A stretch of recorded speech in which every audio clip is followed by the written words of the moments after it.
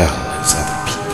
The leap of faith, breaking through the crowd, transcends society, known in existence here and now underground. The world, as to power and representation, nothingness, to transcend being and nothingness, nihility, overcome by shunyata.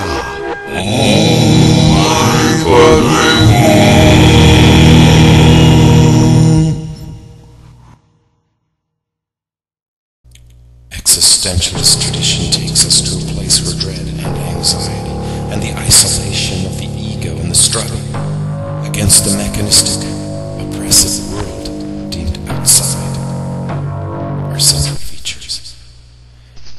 Its other, Buddhism, takes us instead to a place where the individual becomes integrated in an interwoven web of life and light, and where the self dissolves into interrelationship and dread and anxiety and the fear of death, along with being itself dissolve into a tranquil mind, a cessation of mental strife, an acceptance of the natural world through that very zero-ness, shunyata, the emptiness,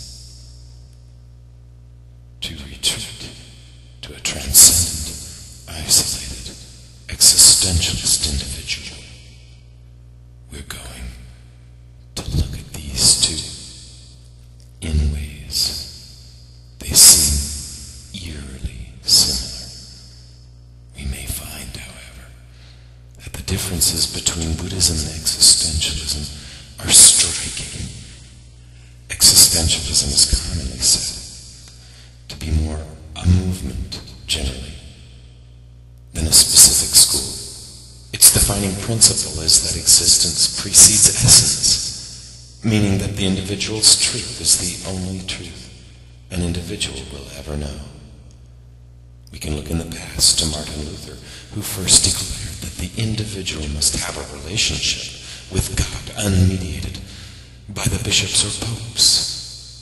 He first confronted the church and its crowd with his heroic proclamation of individual freedom. While God may be gone from our existentialists, at least as an a priori, essential agent, the freedom of the individual expressed by these traditions is central. We will be looking at this topic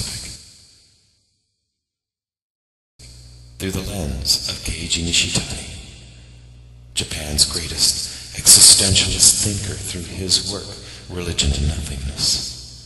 He first offers us a Zen Buddhist view of Descartes, analyzing this by means of the Buddhist principle of zero-ness or emptiness, nothingness, shunyata. He declares that Descartes, offering us the image of a thinking thing inside of a dead body, leaves us surrounded by death. He doubts the cogito, the ego cogito, I think, therefore I am. Cogito ergo sum. This is a dubitable hypothesis from the standpoint of shunyata. Our existentialist doubt even Descartes' assertion of a transcendent self, and our Buddhists are critical of his subject-object dualism. This implication of a living mind in a dead body gives us phenomena, but clearly he is a figure who lurks in the background of our authors, along with his successor Immanuel Kant, who defined the manner in which our minds filter the world, giving us phenomena but forever cutting the bridge to knowledge of the noumenal thing in itself, the world where God and angels are thought to abide, but can never be known. The target of attack for our authors is Georg Hegel, who sought not the individual's truth, but truth as evinced in the mass-man movements of society. His truth is that of numbers and statistics, of no individuals, just the great masses,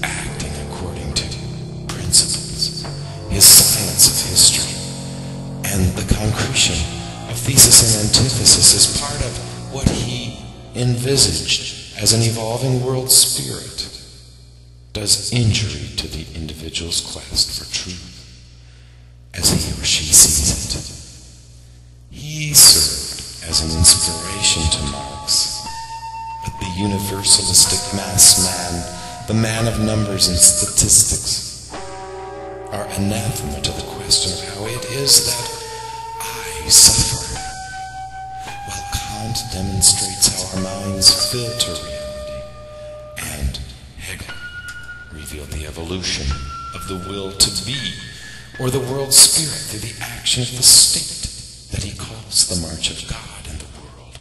Artur Schopenhauer turned inward and embraced the Buddha's world. For him, the optimistic portrait painted by Hegel is in fact a monster. The will to be, he now conceived as the will to life, an all-devouring chaotic locus of greed and hatred and violence. He embraced the pessimistic picture of Buddhism emergent at that period of colonialism through early English translations, and what he read of the Buddhist thought influenced him and many thinkers who followed him in his time. In my 17th year, without any learned school education, I was gripped by the misery of life, as Buddha was in his youth when he saw sickness, old age, pain, and death. While some have accused Schopenhauer of holding to a pessimism because he sought escape from state and organized religion. In fact, for him, it was the reverse.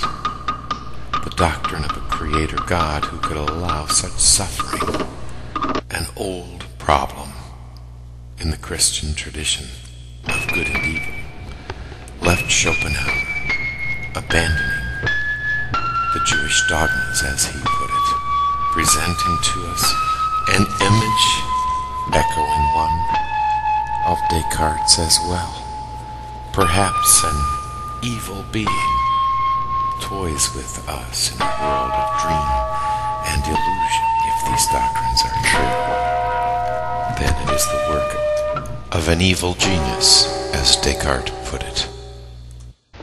The truth that spoke out from the world loudly and clearly soon overcame also the Jewish dogmas impressed on me, and my conclusion was that the world could not be the work of an all-loving being, but rather that of a devil who had brought creatures into existence in order to delight in the sight of their sufferings.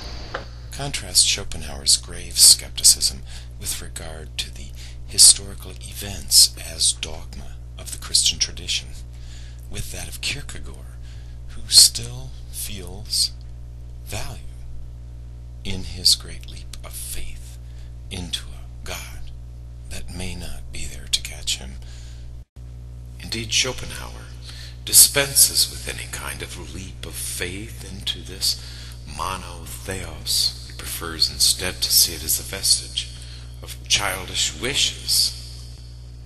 The Buddhist of any stripe can agree with Schopenhauer in this: truth, as best as it can exist, exists in, quote, the thoughts of the wise. Significantly, when we compare Schopenhauer's integration of the human and animal into the natural world, we see a striking contrast from that of Heidegger, or for that matter, any of our other existentialist writers. The standard recognized by Hindus and Buddhists